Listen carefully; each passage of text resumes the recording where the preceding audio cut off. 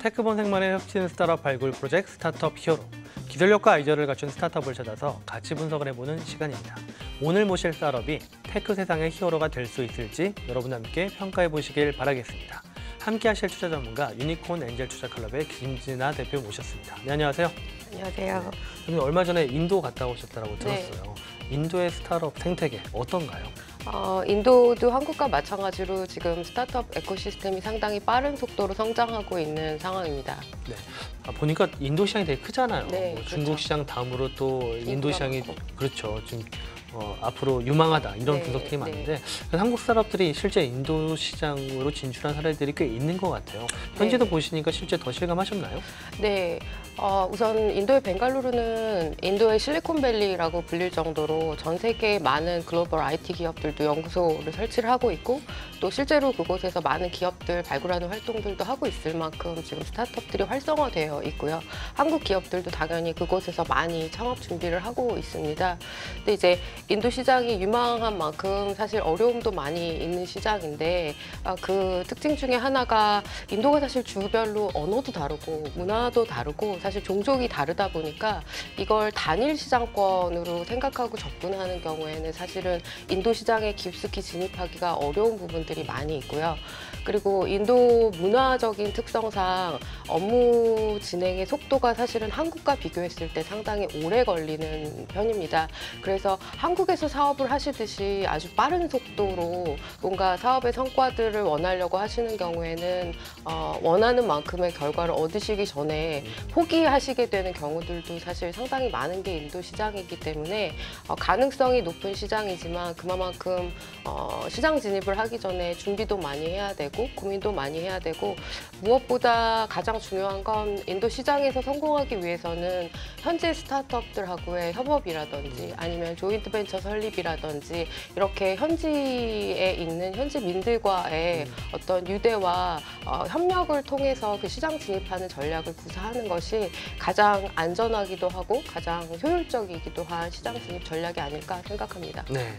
시장이 크다 무조건 덤비지 말고 네. 주별로 또 법도 다르고 또 사실 또 다민족 국가라 볼 수 네. 있으니까 거기에 맞게 좀 전략을 체계적으로 세우라 이런 말씀을 하셨습니다. 네, 인도 시장 이야기 말씀 잘 들었습니다. 오늘의 평가 기준, 오늘 스타트업도 사실은 이 하드웨어 소프트웨어 융복합 기업인데 네. 어떻습니까? 우선은 기술 기반 기업이기 때문에 그 기술의 혁신성이 가장 우선 평가 기준이 될 것 같고요. 그 혁신적인 기술이 얼마나 큰 시장을 만들어낼 수 있을지에 대한 시장성, 그리고 현재 그 사업을 통해서 어떤 성과를 만들어내고 있는지 현재 그 상황들을 중점적으로 해서 평가를 해보도록 하겠습니다. 네, 오늘의 질문을 만나보도록 하겠습니다. 자전거용 스마트 자물쇠를 통해서 이미 미국, 일본, 유럽 등지에서 먼저 인정을 받은 기업인데요. 바이시케 이종현 대표 모셨습니다. 네, 안녕하세요. 네, 안녕하세요. 네, 세계 최초로 완전 자동 스마트 락을 개발을 해서 큰 주목을 받으셨고 또 AFP가 선정한 MWC 2018의 탑5 제품에 들었다라고 말씀을 들었습니다. 올해 열린 그 SSSW에서는 스포츠 분야 탑5에 또 선정이 되셨는데 신보가 지정한 또 패스트 펭귄 기업이시기도 하고요. 바이시큐 어떤 회사입니까? 바이시큐 같은 경우에는 저랑 저희 코파운더가 대학생 시절에 이제 자전거를 좀 즐기면서 자물쇠에 대한 좀 불만을 갖고 있는 거에 다들 공감을 해서 4명이서 같이 시작을 하게 된 스타트업이고요. 그렇게 시작을 해서 이제 2016년부터 본격적으로 창업을 시작했고 뭐 여러 가지 많은 시도 끝에 최근에 이제 제품 개발을 완료를 해서 본격적인 시장 진출 준비를 하고 있고요. 저희는 일반적인 스마트 락이 아니라 완전히 좀 새롭게 근본적으로 다른 제품을 개발하기 위해서 좀 많은 노력을 기울이고 있는 회사입니다. 네, 사실 그 자전거 도난을 막는 자물쇠 등은 이미 시중에 많이 나와 있잖아요. 저도 사실 이렇게 좀 10,000원짜리 이렇게 쓰고 있거든요. 근데 이게 바이시큐가 개발한 스마트 자물쇠 같은 경우에는 이런 기존 제품과는 분명히 차별성이 있을 것 같은데 어떤 부분이 가장 다릅니까? 일단 기존 자물쇠 같은 경우에는 그 보안성을 위해서 굉장히 크고 무겁고 또 이제 키가 항상 필요하다던가 하는 이런 불편함이 있었는데요. 바이시큐 같은 경우에는 자전거에 이제 뭐 거추장스럽게 휴대를 할 필요 없이 자전거에 항상 장착한 상태로 사용을 합니다. 때문에 굉장히 뭐 휴대에 대한 불편함은 덜 수가 있고요. 또 키 대신 스마트폰을 사용해서 동작을 시키기 때문에 뭐 키를 갖고 다니는 번거로움도 또한 없는 제품입니다. 제품을 가지고 나오셨는데 그 제품이 바로 스마트폰과 연결되고 또 자전거에 장착이 되는 제품이잖아요. 한번 기능을 간략히 설명을 해주시죠. 바이시큐 같은 경우에는 이렇게 기존의 자물쇠랑은 완전히 다르게 원통 형태로 생겼고요. 그리고 이 잠금 메커니즘 자체가 내부에 들어가 있습니다. 그리고 이 제품이 자전거 앞바퀴의 오른쪽 편에 장착이 돼서 동작을 하게 되고요. 바이시큐 같은 경우에는 잠금이 되면은 이 내부에 있는 핀이 밖으로 나와서 잠금이 되고 다시 이 핀이 들어가면은 잠금이 해제가 됩니다. 그리고 사용자가 스마트폰을 가지고 이제 가까이 다가오기만 해도 이를 감지하고 자동으로 잠금이 해제가 되고요. 또 반대로 멀어지면 다시 잠금이 됩니다. 그리고 이 잠금 상태에서는 내장된 센서가 움직임을 계속 감지하고 있는데 누군가 도난 시도를 하면 그 움직임을 감지하고 내부에서 강한 경보음과 사용자에게 도난 시도가 있다는 노티가 가게 됩니다. 그리고 주행 중에는 이 내부의 속도 센서가 이 바퀴의 그 회전을 센싱을 하고 실시간으로 주행 거리와 주행 속도, 소모 칼로리 등을 계산을 해서 사용자의 스마트폰에 저장하고 이를 관리할 수 있게 해주는 기능도 갖추고 있습니다. 근데 제일 편리한 게 만약에 저 중국 가서 사용하더라도 QR코드로 찍고 막 이래야 되거든요. 근데 이거는 그래도 그냥 근처에 가면 열리고 닫히고 이 편리함이 굉장히 큰 장점인 것 같아요. 근데 그러다 보면 이게 배터리가 언제든지 충전이 돼 있어야 되잖아요. 이 배터리는 어떤 형태로 충전을 하고 아니 또는 배터리 갈아 끼워야 되는 건가요? 배터리 같은 경우에는 그 일반 휴대폰 같이 제품 내부에 내장이 되어 있고요. 그리고 일반 휴대폰 충전기를 사용을 해서 여기 있는 포트를 통해서 충전을 하게 됩니다. 그리고 이게 자전거용 제품이다 보니까 그 자주 충전하기가 쉽지가 않습니다. 그래서 배터리 같은 경우에는 2시간 충전을 하면은 6개월 정도 사용하실 수 있을 정도로 배터리 효율이 굉장히 좋은 제품입니다. 그래서 배터리 같은 경우에 뭐 거의 전혀 걱정을 하지 않으셔도 괜찮습니다. 네네. 해외에서 반응이 상당히 좋다라고 들었습니다. 현재까지 성과와 타겟 국가는 어디로 보십니까? 저희 같은 경우에는 애초에 시장 진출 자체를 해외를 먼저 좀 타겟을 했는데요. 그 이유는 물론 이제 국내 시장도 굉장히 큰 시장이지만 해외 자전거 시장이 워낙 또 크기도 하고 그리고 이제 저희 같은 경우에는 중고가 자전거 사용자들이 좀 많은 선진국 자전거 시장을 좀 타겟으로 하고 있습니다. 그래서 그런 시장에서의 좀 테스트를 하기 위해서 크라우드 펀딩도 진행을 했었고요. 그리고 또 뭐 많은 전시회를 참여하면서 제품에 대한 좀 많은 좋은 반응을 확인을 했습니다. 네네.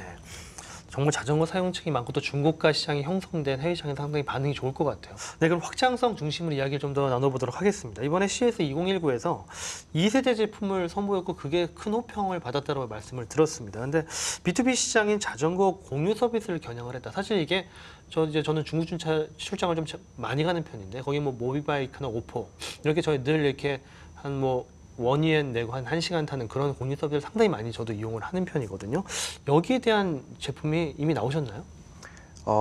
지금 저희가 공유 자전거용으로 개발하고 있는 제품은 이 제품과는 조금 외관이 많이 다른 바이시큐 플러스라는 제품인데요. 그 공유 자전거 같은 경우에는 뭐 2가지 타입이 일반적으로 있다고 보시면 되는데 따릉이 같은 경우에는 이제 독 베이스로 이제 지정된 위치에만 주차를 할 수 있는 방식과 이제 스마트 락이 장착된 오포와 모바이크 같은 독리스 방식이 있는데 그런 독리스 방식에서는 이 스마트 락이 꼭 필수적으로 장착이 되어야만 합니다. 그리고 여기 굉장히 많은 기술이 들어가야 하고요. 근데 이것 같은 경우에는 스마트 락만 단순히 개발하는 것이 아니라 여러 가지 기술이 좀 포함이 되기 때문에 굉장히 좀 개발이 굉장히 좀 까다로운데요. 그런 면에서 저희 제품이 월등하게 다른 제품에 비해서 좋은 기술을 갖고 있기 때문에 많은 관심을 받은 것 같습니다. 네, 이게 좀 그 공유 자전거 관리를 좀 더 지금보다는 체계적으로 할 수 있다는 장점이 있다고 들었습니다. 이게 어떤 다른 장점들이 있나요? 바이시큐 플러스 같은 경우에는 완전히 자동으로 잠금과 해제가 가능하다는 점이 일반적인 그 스마트 락들과는 좀 다른 점인데요. 일반적인 스마트 락 같은 경우에는 그 잠금을 수동으로 해줘야만 합니다. 그 이유가 이제 자물쇠의 구조적 한계 때문에 잠금 해제는 자동으로 가지만 수동으로 잠금을 꼭 해줘야만 하는데요. 그런 점에서 이제 사용자가 어디에서나 아무렇게나 잠금을 해버리기만 하면은 자전거가 뭐 분실되거나 방치되는 이런 문제들이 있는데 저희 같은 경우는 이 자동 잠금 기능을 활용을 해서 사용자가 올바른 상태에서만 반납을 할 수 있도록 강제 또는 유도를 할 수 있는 기능을 갖고 있습니다. 그래서 이제 공유자전거 서비스 프로바이더 같은 경우에 뭐 자산을 조금 더 체계적으로 관리하고 효율적으로 관리할 수 있는 그런 장점을 가지고 있습니다. 네. 네, 저 제품을 보니까 지금 자전거를 좀 더 보편화시킬 것 같아요. 공유자전거 핵심 기술이기도 하고 또 불편함을 그냥 네. 근처가 열리게 한다거나 또 충전에 대한 어려움들을 해결했기 때문에 실제 우리나라에서 이게 공유자전거 보편화되는 하나의 핵심 기술이 될 것 같은데 네. 뭐 저런 제품이 인도에도 먹힐까요? 인도에 사실 그 자전거 타시는 분들을 많이 보지는 못했지만 공해가 워낙 심하다 보니까 사실은 친환경적인 측면에서도 자전거 사용이 상당히 국가적으로 도움이 많이 되지 않을까 싶어서 네. 진출하면 가능성이 있지 않을까 그냥 예상해 네. 봅니다. 네. 뭐 사실 이 인도 시장도 중국 시장을 보면은 활성화 전 될 것 같아요. 왜냐면은 네, 그렇죠. 중국에 가면 지하철역 내리잖아요. 그럼 모바이크, 뭐 오포 막 그 주황색, 노란색, 파란색 자전거가 완전 널려 있습니다. 그럼 그거 내려가지고 타고 다니고 저도 그러고 네, 다니거든요. 네. 근데 제가 최근에 모바이크 전 쓰고 있는데 싱가포르에 갔더니 싱가포르에 있는 거예요, 모바이크가. 그래서 중국 계정을 열었더니 열리더라고요. 그러니까 이게 공유자전거가 하나의 계정으로 전 세계에서 쓰일 수 있는데 이 기술이 그래도 전 세계로 이렇게 나갈 수 있지 않을까 좀 그런 기대를 좀 해봅니다. 네, 우리나라뿐만 아니라 전 세계적으로 공유자전거 시장이 확대가 되고 있는데 이 시장 규모가 얼마나 됩니까? 그리고 앞으로 성장성도 점점 커지나요? 공유자전거 같은 경우에는 2018년도까지 어마어마하게 빠른 성장을 했었는데요.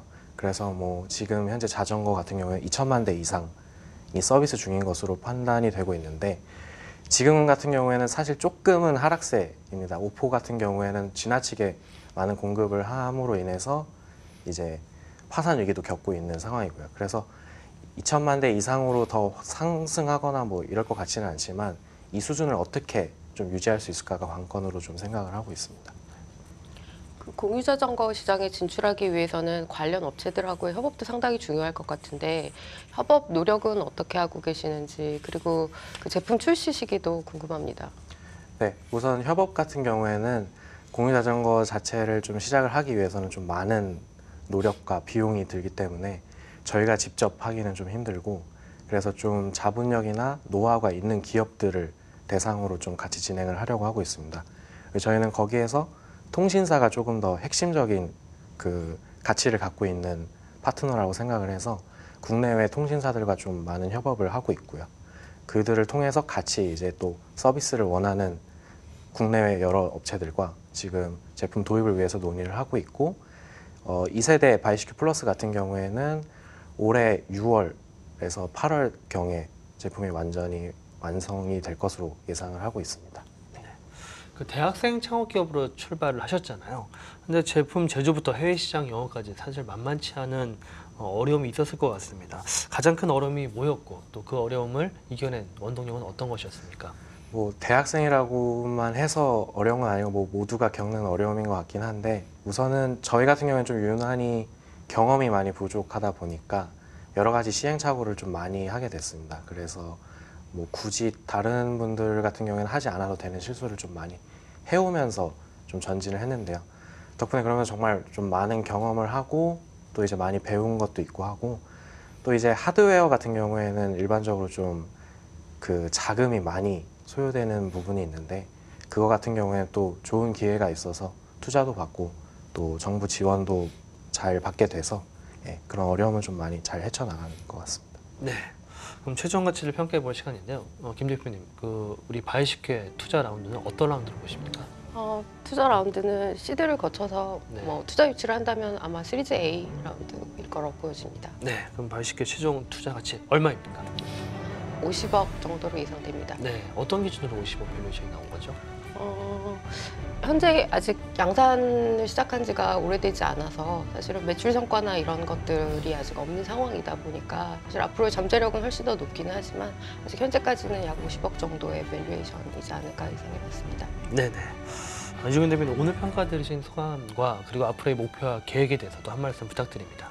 뭐 평가를 일단 해주셔서 감사하고요. 저희를 좋게 봐주셔서 감사하고 앞으로 이제 더 기업 가치도 크게 할 수 있고 또 좀 실질적인 성과를 낼 수 있게끔 노력하는 것이 저희 올해 목표거든요. 그래서 그런 거를 좀 차곡차곡 쌓아나가고 싶은 게 저의 소망입니다. 네, 그럼 앞으로 정말 세계 공유자전거 시장의 핵심 기술을 공급하는 그런 세계적인 기업이 되시길 기대해 보겠습니다. 오늘 나와주신 두 분 감사드립니다.